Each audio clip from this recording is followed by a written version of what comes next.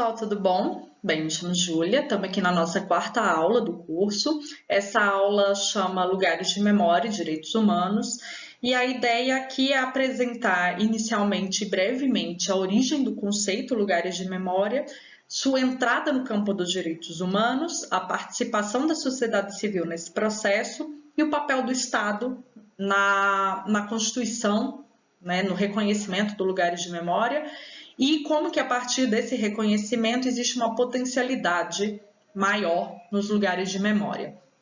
Ainda que sem a participação do Estado você também consiga desenvolver essa pesquisa e essa relação de lugares de memória. Mas enfim, o conceito, eu acho que ele é importante sempre abordar, porque é sempre um pressuposto que se tem de fato, é que o conceito ele é formulado dentro desse volume, Os Lugares de Memória, que ele é produzido nos anos 70 e 80 e publicado entre 80 e 90.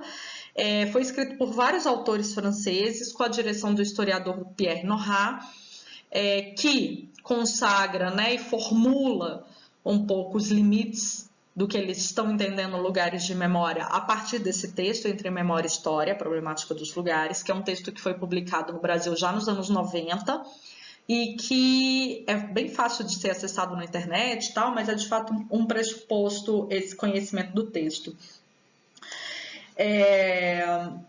Esses historiadores que estão escrevendo os Lugares de Memória, esse volume, eles estão escrevendo isso em dois contextos bem importantes. Um é que ao longo dos anos 70, 90, existe uma explosão do tema do patrimônio cultural. Existem várias cartas, várias formulações sobre patrimônio cultural no mundo.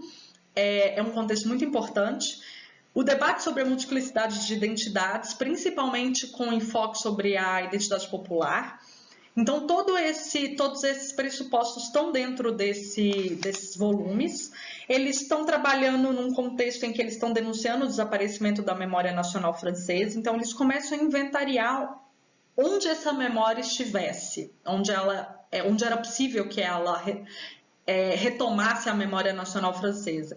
E aí eles mapeiam uma série de lugares de memória, que são festas, objetos, estátuas, comemorações, museus, arquivos. Então, o lugar de memória tem uma abrangência muito ampla, não é necessariamente um espaço físico, mas é uma relação material e imaterial social.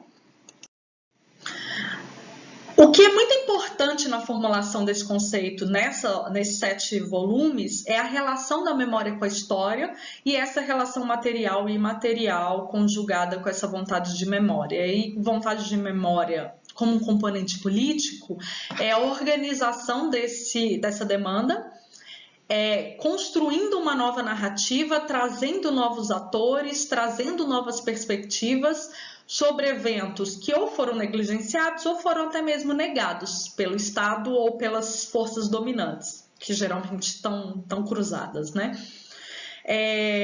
Como iniciativa, essa obra dos Lugares de Memória trouxe, né, o conceito de lugar para além de algo que deva ser lembrado, mas objetos, e aí objetos diversos, que permitem compreender esses 3 pontos: os processos de produção social de memórias, como que uma memória individual se projeta como uma memória nacional, como que uma memória nacional incorpora, possibilita elementos para a formulação de memórias individuais também.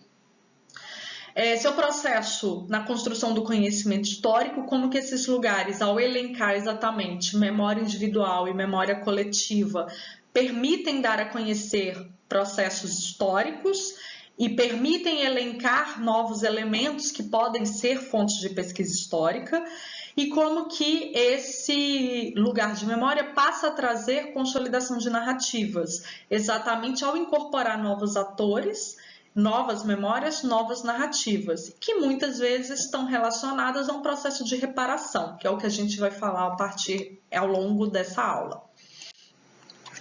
Como crítica, essa obra como um todo, ela traz algumas questões que é a imprecisão do conceito de lugares de memória, exatamente porque ele pode ser muita coisa, ninguém entendeu exatamente o que ele poderia ser, e aí é que a incorporação no campo dos direitos humanos vai tentar delimitar um pouco o que seja, mas ele por si é um conceito bastante abstrato se você não delimitá-lo metodologicamente.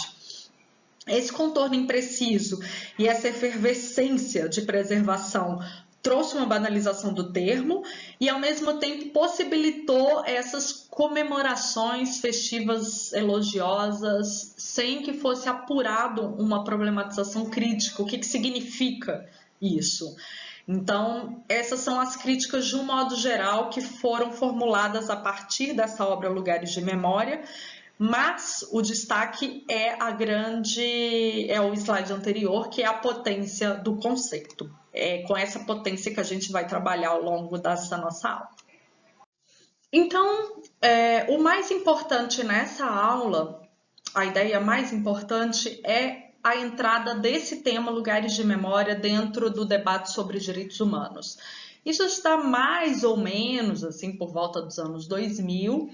Ele está um pouco casado com a ampliação das próprias pesquisas, debates, envolvimento social com o tema dos autoritarismos na América Latina.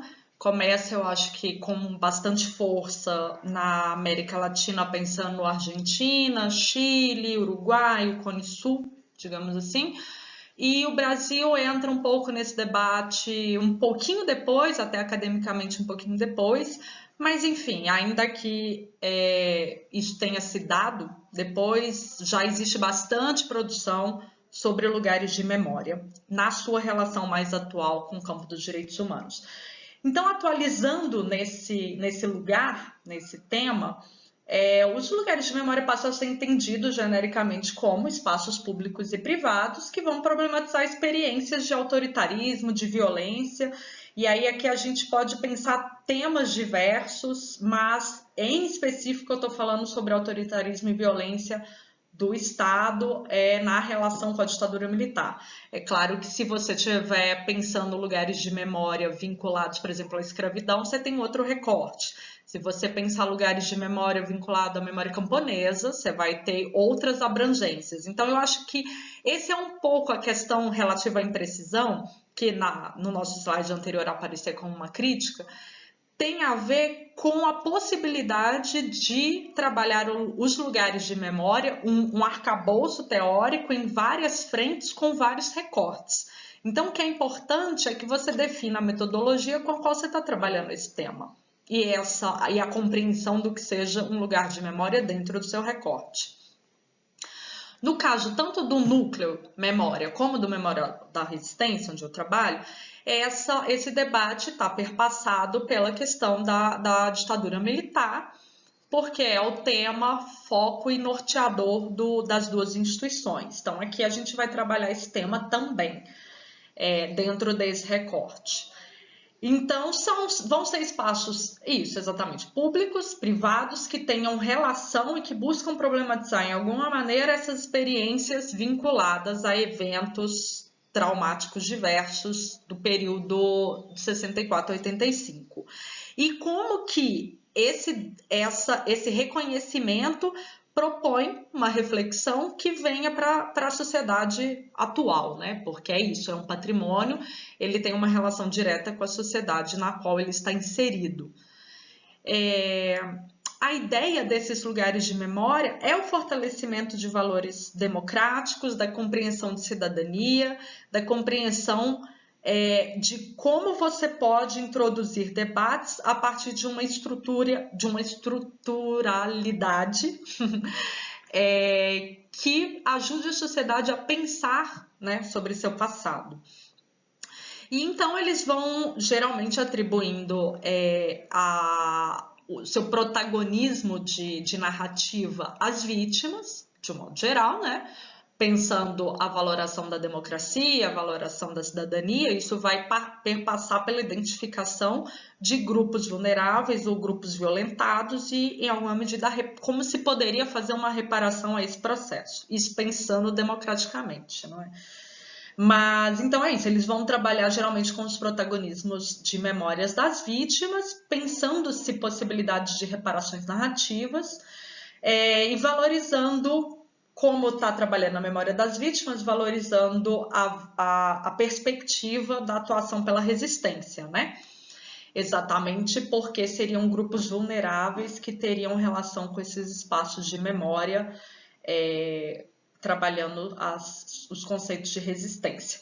Então, essas são as 3 balizas, digamos assim, da atualização dos lugares de memória no campo dos direitos humanos. Então, trabalhando com uma materialidade, nesse caso, então, a gente, por exemplo, no Memorial da Resistência, trabalha lugares de memória, identificando lugares mesmo, espaços físicos, públicos ou privados, que tenham, oficiais ou não oficiais, que tenham relação com eventos da ditadura, sejam eventos de repressão, sejam eventos de resistência. Mas quando a gente está falando de eventos de repressão, por exemplo, é isso, a perspectiva é de se compreender que aquele evento atuou sobre um determinado grupo vulnerável ou vulnerabilizado ali, e que, portanto, ele vai trazer essas memórias, não a memória da violência pela perspectiva do violador, né? É sempre pela perspectiva do violentado, na medida em que você quer reformular em alguma medida ou trazer novos argumentos a uma memória oficial. Isso depois na segunda aula a gente vai trabalhar um pouquinho mais claro, assim que eu vou trazer exemplos, então vai ficar um pouquinho mais claro. Mas nos lugares de memória hoje, nos campos de direitos humanos, são mais ou menos essas 3 balizas que sustentam, de um modo geral, o reconhecimento por diversas organizações, por diversos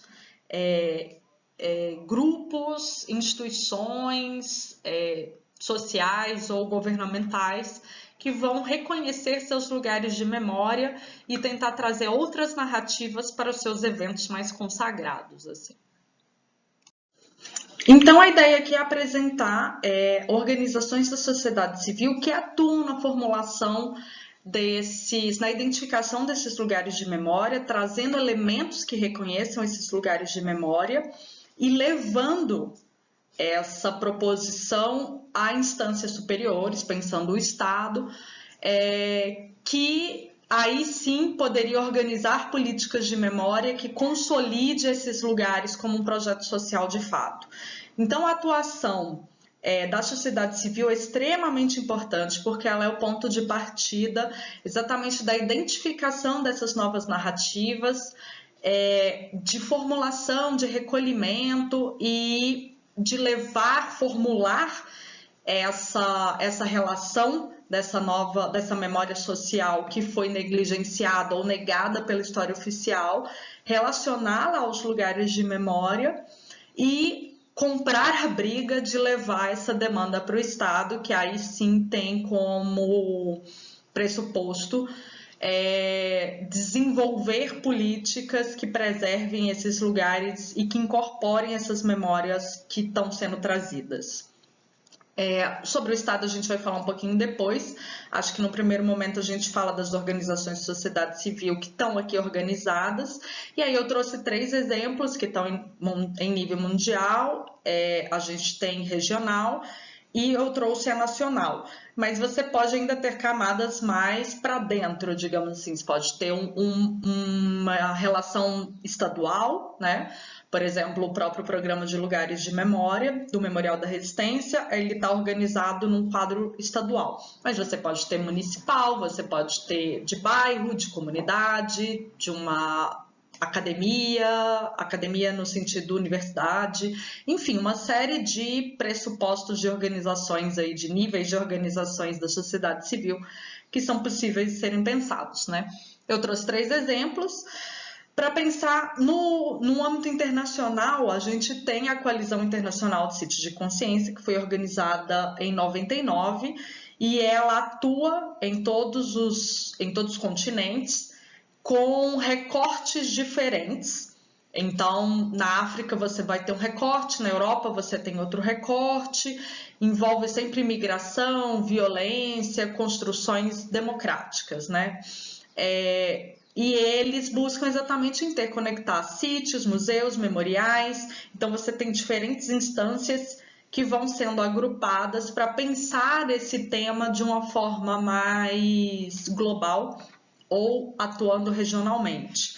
E a coalizão conta hoje com mais de 200 membros em 55 países, com recortes que vão se aproximando para pensar essa valoração da democracia, essa construção pela cidadania. Esses são também sempre balizas das organizações sobre lugares de memória. Aqui eu deixo o site para vocês poderem dar uma visualizada e navegarem por regiões e conhecer um pouco de outras propostas que estão já sendo desenvolvidas há bastante tempo. No nível mais regional, a gente tem a RESLAC, que eu trouxe no caso da América Latina, que é a rede de sítios de memória latino-americanos e caribenhos. Ela foi organizada a partir de 2005 como um desdobramento regional da coalizão internacional. A Memória Aberta foi o membro convidado a trabalhar essa primeira estruturação da rede regional latino-americana, e ela foi crescendo ao longo dos anos, tanto que ela não era inicialmente caribenha, mas com a entrada de países caribenhos ela se reformulou enquanto nome. Então, as coisas dentro dessas organizações não são cristalizadas, eu acho que isso é o mais importante, é pensar sempre como que você pode somar novos temas, novos membros, como administrar esses novos membros e como potencializar a partir da entrada de diferentes perspectivas que o tema ganhe fôlego. Na RESLAC existe então essa relação de países: Argentina, Brasil, Chile, Colômbia, El Salvador, Guatemala, Haiti, México, Paraguai, Peru, República Dominicana e Uruguai. Cada um desses países possui um ou muitos lugares de memória. Algumas desses países já propõem e organizaram também redes nacionais para reunir seus lugares de memória e conseguir daí potencializar ainda mais essa discussão e tentar chegar mais próximo do Estado para construir com mais proposição políticas de memória. No Brasil nós temos, dentro da RESLAC, nós temos 4 organizações que compõem a RESLAC, que é o Memorial da Resistência e o Núcleo Memória, desde 2009, e desde 2015 o Museu da Imigração e a Casa do Povo. Então, esses são os membros brasileiros dentro da RESLAC. A partir do site da Coalizão Internacional, você acessa o link da rede de sítios da América Latina e do Caribe. Então, aqui eu trouxe um mapa mais ou menos espalhando esses lugares pelo continente, mas ali mesmo pelo Sites of Conscience você consegue acessar a descrição desses lugares. E a partir desse mapa, quando você clica nesses números, ele se aproxima e ali você consegue visualizar quais são cada um dos lugares de memória e acessar esse site, esse lugar na internet. Então, fica um convite. Nacionalmente, em 2019, exatamente como uma orientação da RESLAC de que fosse possível pensar uma organização nacional de lugares de memória, em 2019, os membros brasileiros da RESLAC, então retomando o Memorial da Resistência, o Núcleo Memória, a Casa do Povo e o Museu da Imigração, se reuniram e pensaram o recorte de uma rede brasileira de lugares de memória e como que a gente poderia começar a levantar essa rede. Então, foi convidada uma série de instituições que trabalham com políticas de direitos humanos vinculados a eventos, bastante vinculados a eventos da ditadura, mas não só. Existem outras instituições que estão pensando um pouco distintamente em tema mesmo, o Museu da Imigração, que tem um impacto na questão da cidadania, na questão de democracia, na incorporação de um movimento global, que é a migração. O Memorial das Ligas e Lutas Camponesas, da Paraíba, que retoma o movimento das ligas camponesas pré-ditadura, que perpassa a questão da ditadura, mas que entra fundamentalmente numa luta pela terra e proposições de se pensar campo, né, esse mundo campo urbano, numa lógica mais integrada. Então, essa rede brasileira ela foi fundada em 2019, com esses membros que seguem descritos aqui no slide, e no link que eu deixo aqui, tem o relatório desse encontro, com as proposições, com o que está sendo imaginado num primeiro momento, o que está sendo projetado para ser desenvolvido por essa rede, qual a proposição de crescimento dessa rede no Brasil. Mas, retomando aqui, a ideia de se criar redes é sempre para conseguir fortalecer e trazer mais holofote mesmo para um tema que segue em disputa, né? Então, aquela parte quando eu mencionei uma vontade política, essa vontade política ela se faz no sentido em que você precisa construir essa demanda e precisa levar essa demanda aos órgãos maiores, digamos assim, você pode estruturá-la só entre a sociedade civil, mas o reconhecimento dessa organização no âmbito federal, no âmbito nacional, pelo Estado, traz a potência de se pensar esse tema nacionalmente. E aí é claro que isso vai depender dos próprios ventos da política, que tem horas que estão mais abertos e horas que estão mais fechados. Mas a possibilidade ao somar, né, é sempre maior. Eu deixo aqui essas 3 organizações, esses 3 níveis de organização, para dizer exatamente que é possível pensar formas menos globais, é possível você pensar uma forma regional desses lugares de memória, num âmbito comunitário, a forma é estabelecer a metodologia, delimitar seu tema e construir essa vai ser o tema da nossa próxima aula, mas do nosso próximo bloco. Mas são exemplos. Eu acho que isso é que é importante. Como que você pode ir construindo isso ao longo do tempo, com diferentes instituições, com diferentes debates, visando somar a demanda.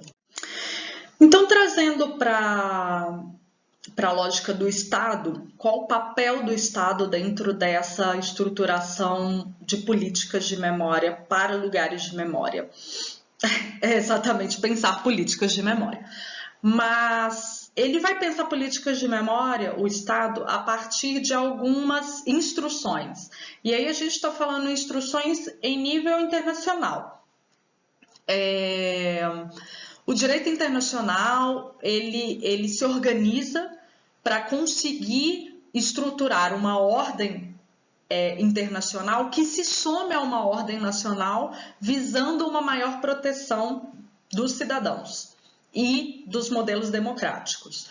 O direito internacional ele não tem mais ou menos valor, a ideia é exatamente se somar para garantir mais.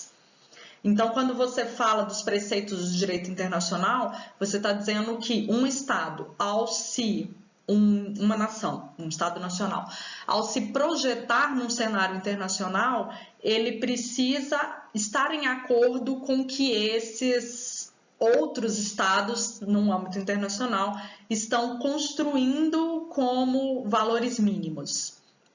Então, o direito internacional tem esse peso. Ao você ingressar nesse cenário internacional, você assume determinados preceitos que estão sendo elaborados internacionalmente e soma esses preceitos aos seus preceitos nacionais. A justiça de transição é um conceito que vem sendo desenvolvido há uns anos. Também existe bastante material sobre, principalmente em relação a países que passaram por conturbações nos últimos anos, conturbações políticas, civis, e a justiça de transição, então, é uma organização desses preceitos internacionais para ajudar os países a passar por uma mudança de regime, mas pensando o viés humanitário dessa mudança de regime. Então, como que a gente pode construir uma sociedade novamente pactuada para a democracia, novamente pactuada para os valores de cidadania, e como construir essa nova sociedade sem que o desrespeito ao passado aconteça, mas trazendo novos amparos para esse desenvolvimento dessa nova sociedade. Então, seria um pouco essa orientação da justiça de transição. Ela não tem um valor legal, um valor penal, elas são orientações. Mas é isso, quando você incorpora o direito internacional dentro da sua jurisdição nacional, você está aceitando determinados preceitos. E o da justiça de transição, o que eles levantam é que o Estado ele precisa, a curto, médio e longo prazo, estruturar elementos jurídicos, sociais, educacionais, enfim, que permitam a construção de uma nova sociedade buscando justiça, verdade, reparação e a promoção da reconciliação nacional na medida em que a reconciliação é desejável como um país equilibrado, digamos assim. Um país que tenha conseguido perpassar sua história de violência, mas trazendo uma sociedade justa e não fragmentada e quebrada em relação ao seu passado. Esses indicativos da justiça de transição, ele envolve isso, a reparação material e simbólica, então uma reparação financeira, a reparação simbólica, o reconhecimento dessa violência, um perdão sobre essa violência e uma reestruturação da sociedade que permita compreender essa violência e não reproduzi-la. A justiça, ela indica que seja necessário que se passe por reformulações estruturais, por exemplo, da polícia, do sistema judiciário, que você julgue violadores, que você afaste esses violadores dos serviços públicos, de modo que você consiga deixar claro que a sociedade passou por uma mudança e ela não mais pactua com aquele cenário, afastando pessoas envolvidas nesse cenário de violência. Então, é um pouco uma marcação temporal ali de que você é um outro estado, né? E isso marca para a sua sociedade exatamente que você tem novas proposições enquanto estado.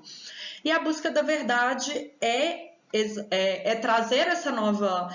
E aí, memória e verdade vão se misturar um pouco, mas construir a partir de pesquisas históricas, de levantamento de memória, com as pessoas envolvidas nos processos de violência, pelo lado do perpetrador e pelo lado de quem sofreu a violência, as informações que trazem o dano e trazem um perfil dessa violência e que te ajude a romper com esse ciclo. Então, a busca da verdade ela vai misturar todos esses fatos para trazer uma nova verdade oficial, que não negue o que a sociedade disse que viveu em relação a esse evento, né?